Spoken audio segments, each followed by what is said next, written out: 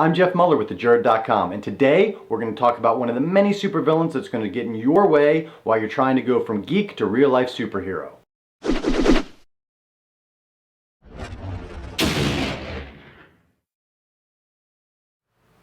So you've decided you want to get a little more fit. That's awesome.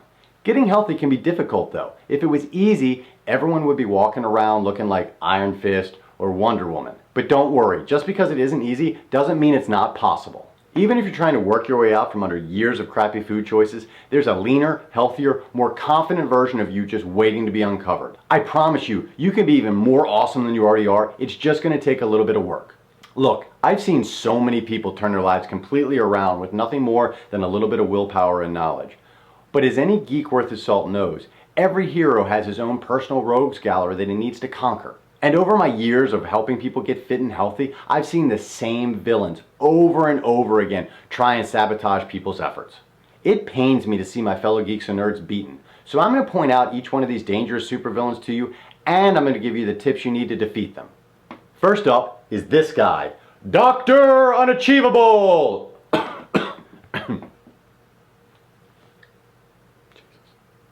This is the villain that's going to show up when you first try to get in shape.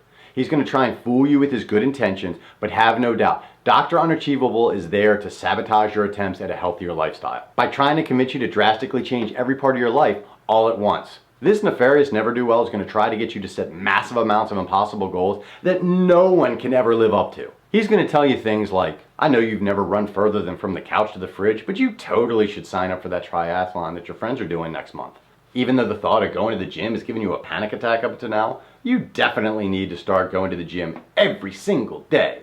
Despite the fact you've eaten 80% of your meals from a fast food bag for the last 10 years, starting tomorrow, it's nothing but grilled chicken, steamed broccoli, and green tea. By trying to change too much all at once, you're setting yourself up for failure. You might have success for a couple of weeks, but eventually you're going to fall victim to the fact that you're fighting too many battles on too many fronts. The Avengers might be able to repel an alien invasion, but they're not going to be able to also fight Ultron and the X-Men at the same time. It's just not going to happen. And now cue the internet hate mail, where people send me messages telling me that yes, in fact, the Avengers can fight the Kree and the Skrull and Ultron and X-Men all at the same time and still be victorious. God, I hate the internet. So here's how you defeat Dr. Unachievable. You set goals that are achievable within a short period of time. 3 months is a good target. Start off small and try not to go overboard. Remember, this is an iterative process. We're trying to build habits that are going to last us for the rest of our geeky lives. Batman didn't start off fighting the inmates of Arkham Asylum. No, he started off with basic local street crime, and that's how we have to start too, small. You have to be patient and build yourself up. So here are some tips for setting achievable goals. First, never set more than 2 or 3 goals for yourself at any one time. Willpower is a finite resource, and we want to make sure that we're not spreading it too thin. Second, every goal should begin with a positive statement, I will. We all should know there's do or do not. There is no try.